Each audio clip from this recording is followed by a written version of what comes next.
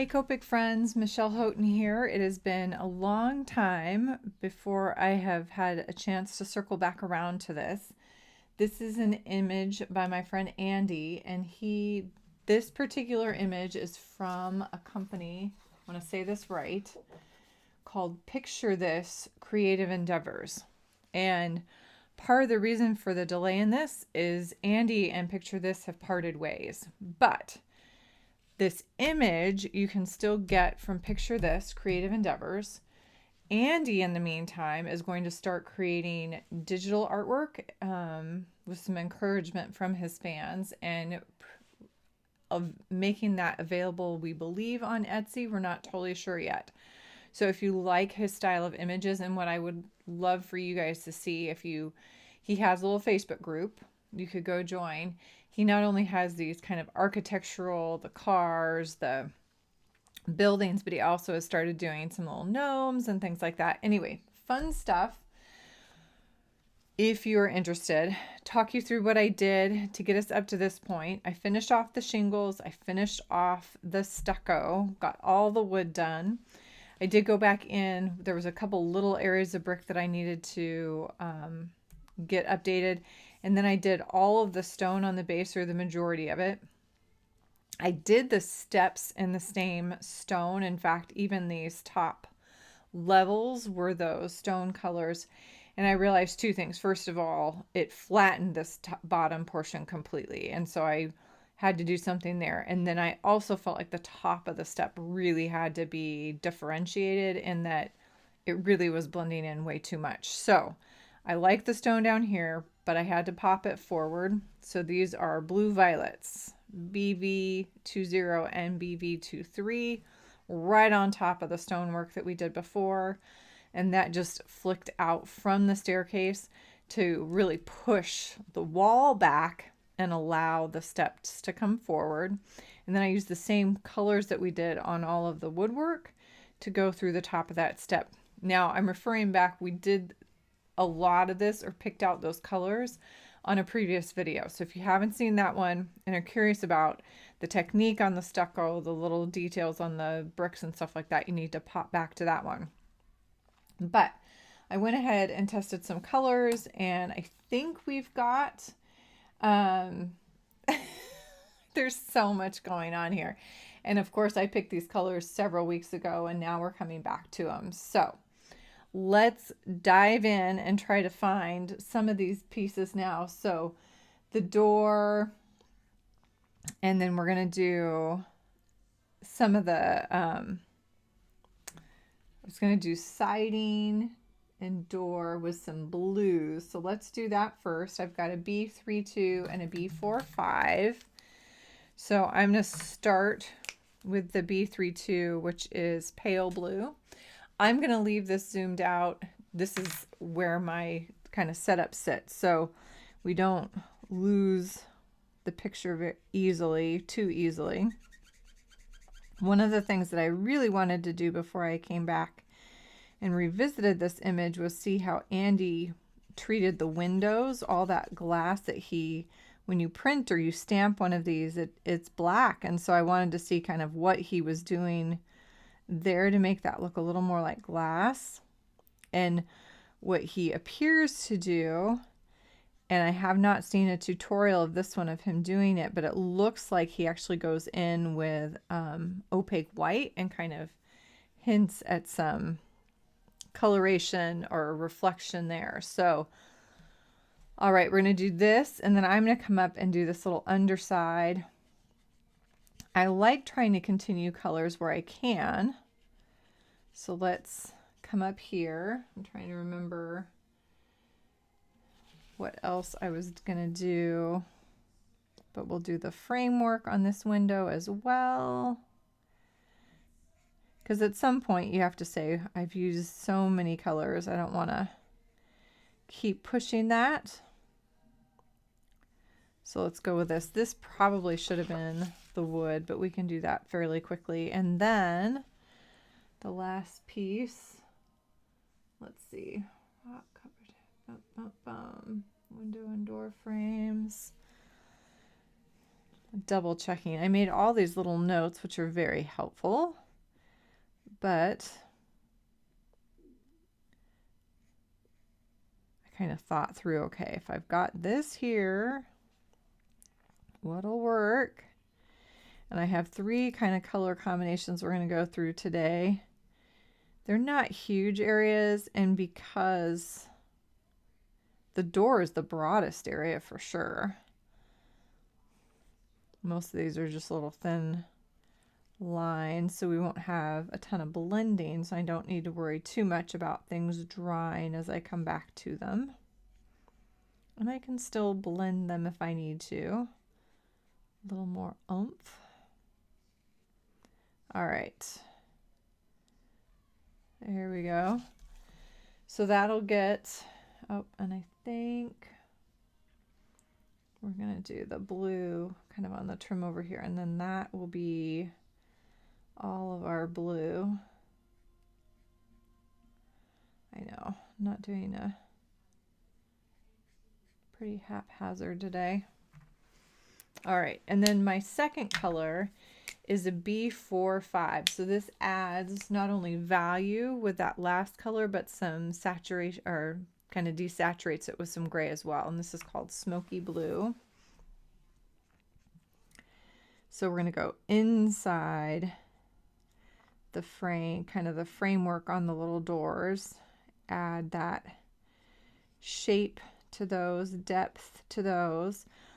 An image like this with so much detail, I'm not as concerned about the blending per se as trying to make things kind of pop out and add that dimension back in, because if I leave it all flat with single color combinations, what happens is the whole image looks flat, and I really want to show that we've got all these different levels, things popping in and out. So I'm more concerned about creating those levels than I am with detailed, realistic shading.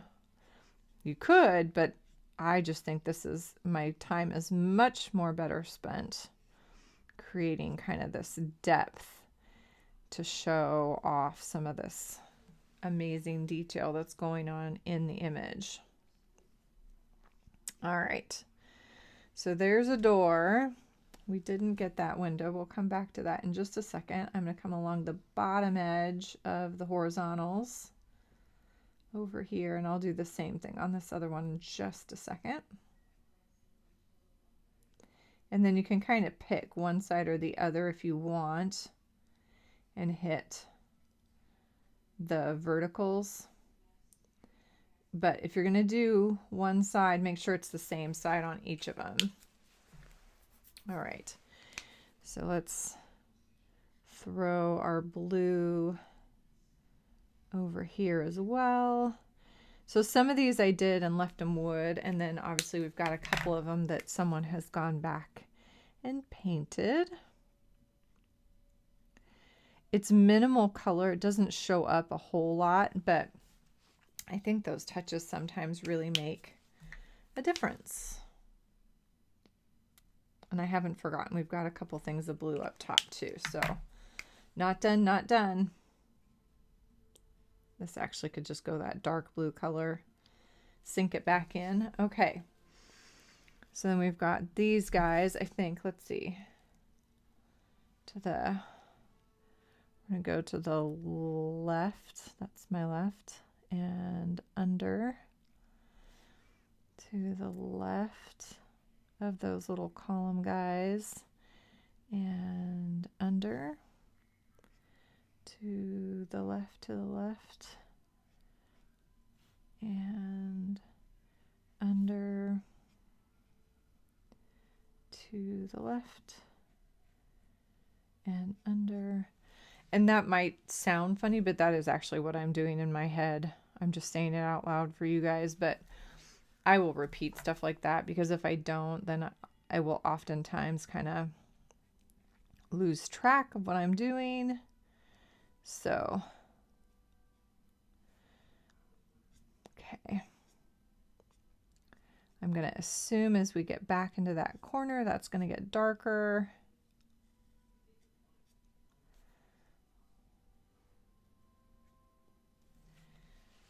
right, and then I really feel like I probably should have had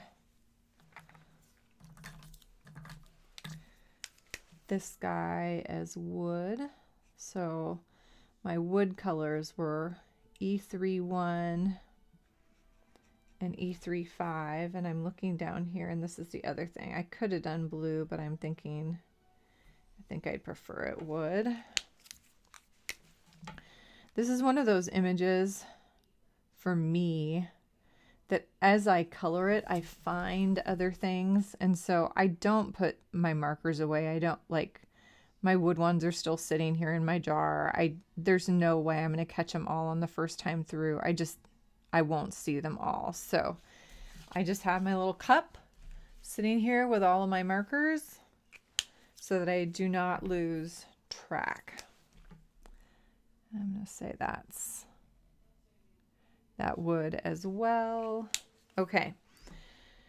So some pieces that are kind of questionable. We're going to hit the big ones first, though. We've got these columns, and then we have the roof on this little guy. So I kind of thought it'd be fun to do a copper. So let me see if I've still got all my markers here. This is going to be kind of a funny, long combination. I've got a W1. This is going to be this whole roof piece. It's also going to be the detailing up on top of here. And the two bands through the chimney. I'm going to do these columns. And I'll have to think about the detail on top because I did not kind of make a plan for that yet.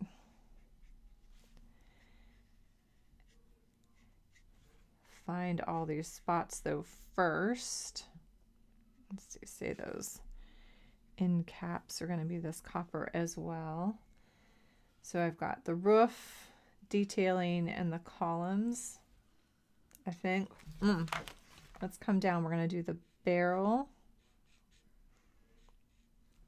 Not usually copper, but we're going to make it so. Get our metals kind of all completed as we go. Then we'll work where we just left off. We're going to go along the bottom edge. Bottom edge. It's darker over on this side, so. And I'm not paying very good attention and keeping it real consistent around the whole house, so I apologize. That is definitely not happening, and I usually am a stickler about if your light's kind of coming in from this side, it should always. This is much more of a straight above situation, but I definitely have gone kind of left to right on some of these.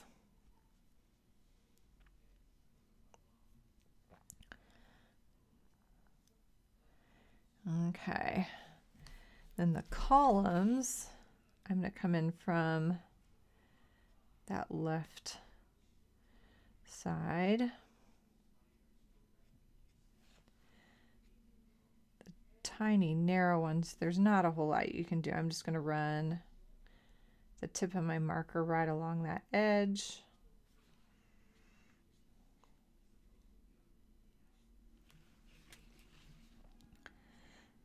These wider ones that have the more distinct kind of sections to them, I'm going along into those sections. Now copper's kind of fun. So the next thing I'm going to do, I've got W1 and W3. The next thing I'm actually going to do is I'm going to come through with E93 and run it lightly all the way across what I just did. So everything I colored with those cool grays is now going to get E93. Now you should still be able to see the W3 versus the W1. So certain areas are going to kind of brighten up. Others are going to get darker. even though I'm just coloring with the one color because of those under painted grays. And then, and you could go crazy on an image like this. You could really spend a big chunk of time detailing out, this is going to be iron, this is going to be copper, this is going to be, I just can't. This is already a lot going on, especially with those bright blue doors, but I'm thinking I like it. So E99 is next, and this is going to be in real limited fashion to kind of re-emphasize. I'm hitting for sure all those spots that I hit with my my W3, so kind of remember those areas we put that darker color on.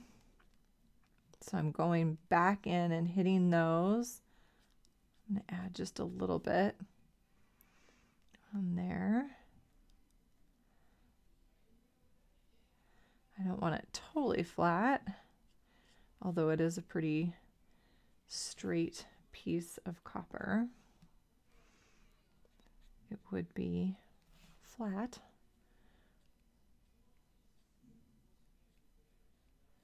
All right, coming around that corner, not as much. I didn't really pop out up here, but we'll get that side barrel.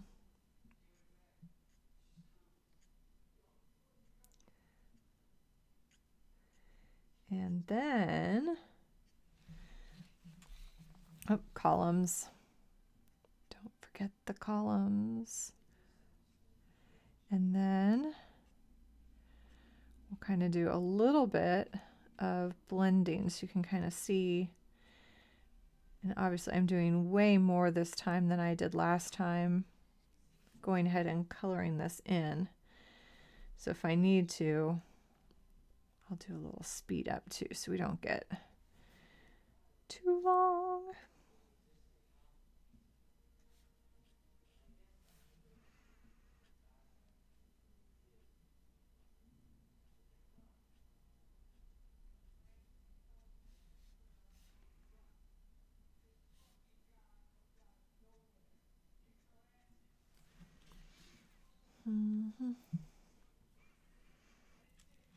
All right. So one of the things we're gonna do with the copper is we're gonna find some little spaces where it has kind of gotten oxidized.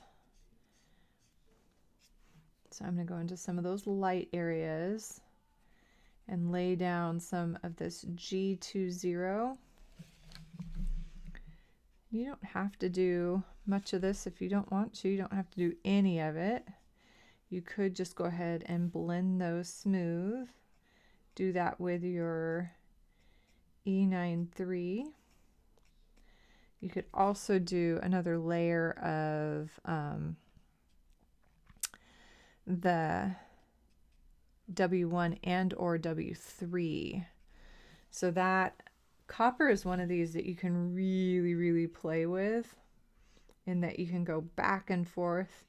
This is a great group of colors for it, but you definitely can play around and go back and forth on it and get some really neat looks to it.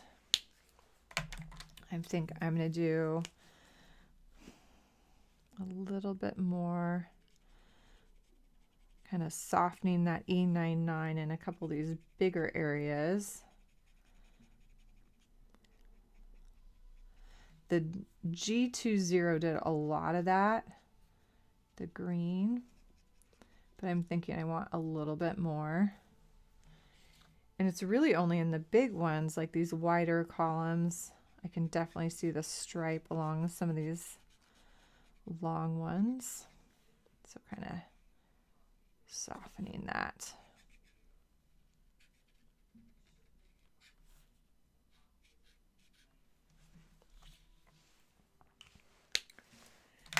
All right, and then one other color combo, and then we'll have we have some more stone and some more brick, so we'll need to get those in there. But the shingles, again, we have a whole nother texture in here. It's like, oh my gosh, you're killing me here. All right, we're gonna do a W1 underneath. These are just colors I tested out. And then I'm going to use BG93, which is called Green Gray. And I'm going to go ahead and fill those guys in. Then I'm going to use BG96. This is called Bush. We're going to go kind of break these up, layer them a little bit better.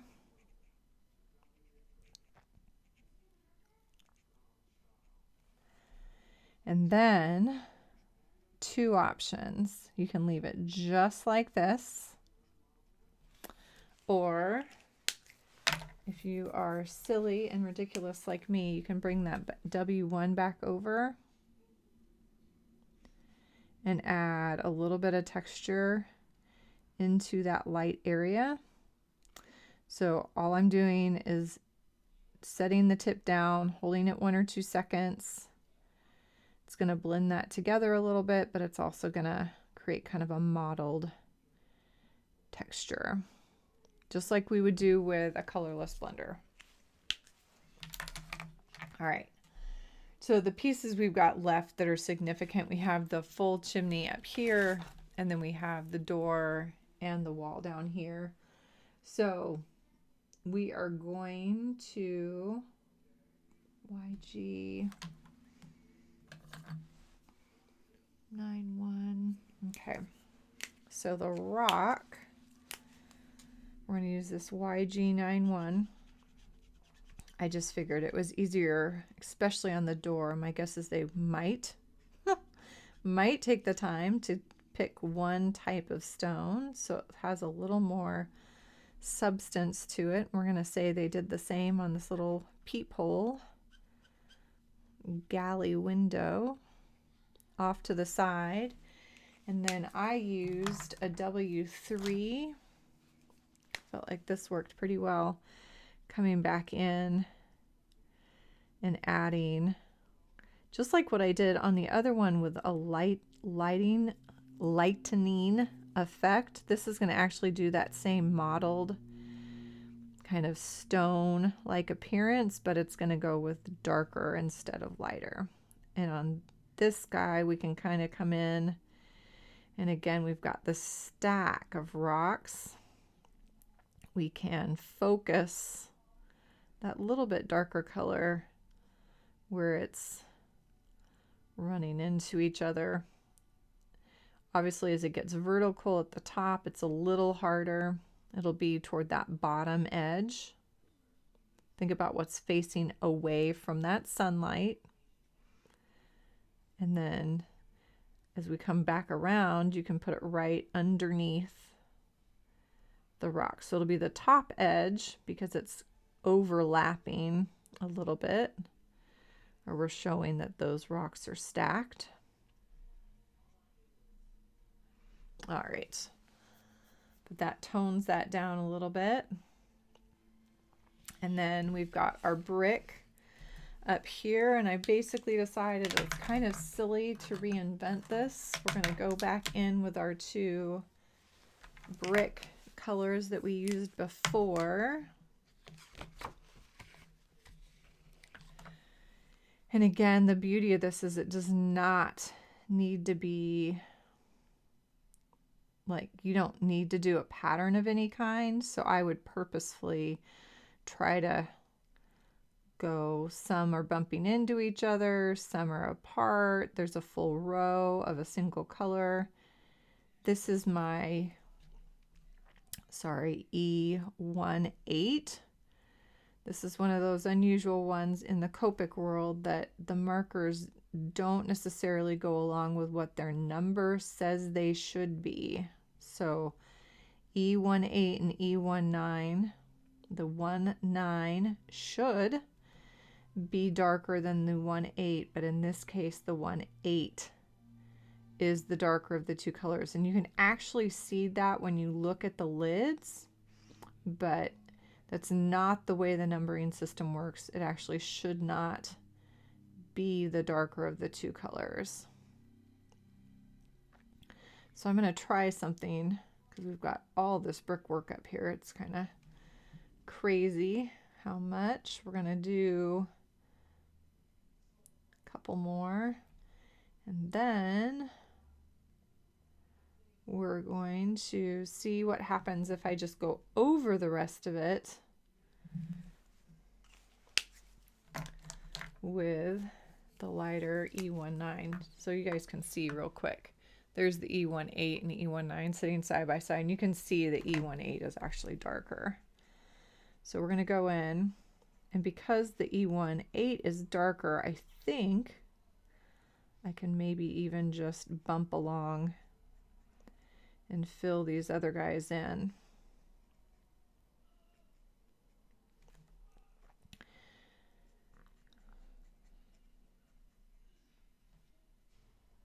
All right.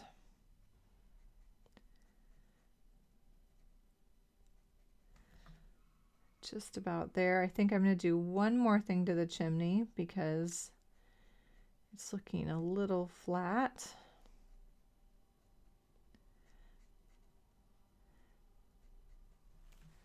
Okay, so a couple things. One, so this blends in now pretty strongly with the roof line. I really wanted it to look like the little brick down here, but we don't have the mortar in between. So I'm going to come back up, and with my colorless blender, I'm going to go in on a few of these lighter E19 bricks. I'm going to put a little bit of colorless blender, which if you've seen this before, that's going to push that color through the paper, or push it, also would be pushing it out away from that colorless blender. So it goes through, but also out, and create kind of a third color of brick, kind of give more variation along that little chimney line. And then I'm going to do one other thing because I can, and because I enjoy tweaking an image like this. Now I am working on top of a glass mat today. So some of this is having trouble going through the back. It is a little bit, and you can see those dark spots where it has. But if you're having trouble getting it to pull through, you could put something a little more absorbent underneath, and it'll actually help kind of pull that ink through to the other side. And then, last but not least, I'm going to grab my BV23, and let's give this a little bit. We're going to come down this left-hand side. I'll turn it right side up here in just a second so you can see what this does for it. We're going to give it that angle so we can see that there's a second side going there. And I think I'm actually even going to grab the BV25 and go right up underneath.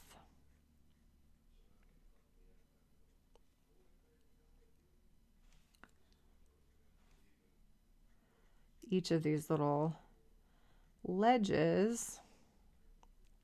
You could do as much as you want. You can play with all the bricks, come through and do all the little details, or do some of them. But to me, that's going to give it that next little layer. I am playing some number marker pickup here. I've got a boatload on my table.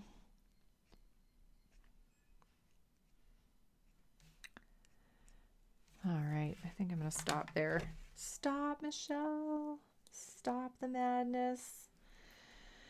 So the only thing that I haven't really touched is those actual glass panes.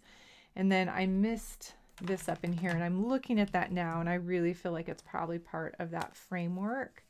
And I didn't do anything with that. Gosh, I don't know what that is, but we're going to say it's part of the framework as well, because I honestly, it could be painted. Could go blue. But I'm going to say it's more woodwork. We're just going for it.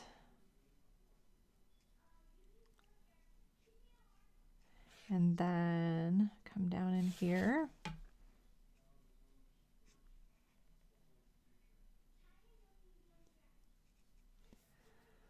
And let's see, we might push those little pieces back a little bit. Let's grab the BV 23 and push those boards. There we go.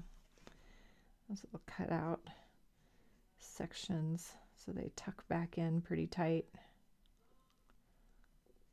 There we go. All right. So what I would encourage you to do is check out some of the things that Andy has done with his buildings on these windows.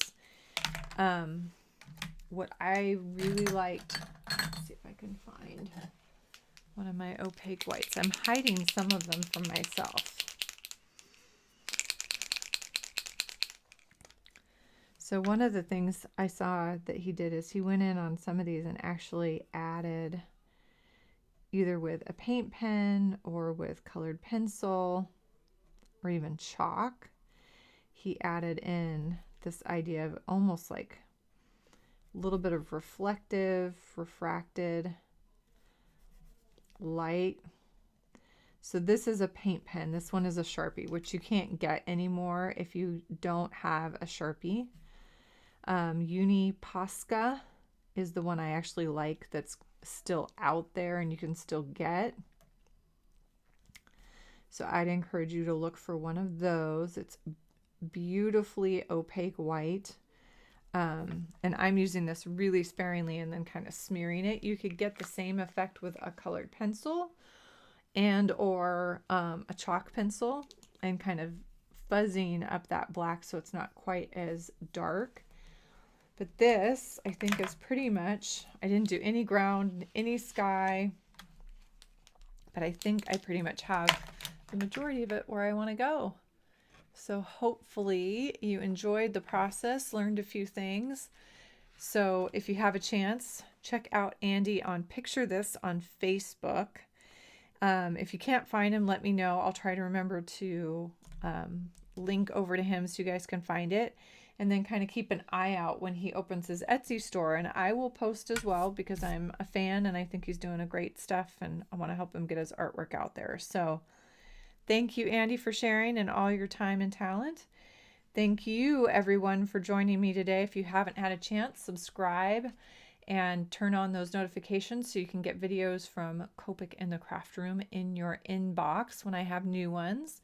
And then if you've got questions, please ask them below. I try to check in and find out what you guys are thinking, what you're wanting to know. Thank you so much for joining me this week, everybody. Have a happy, colorful day.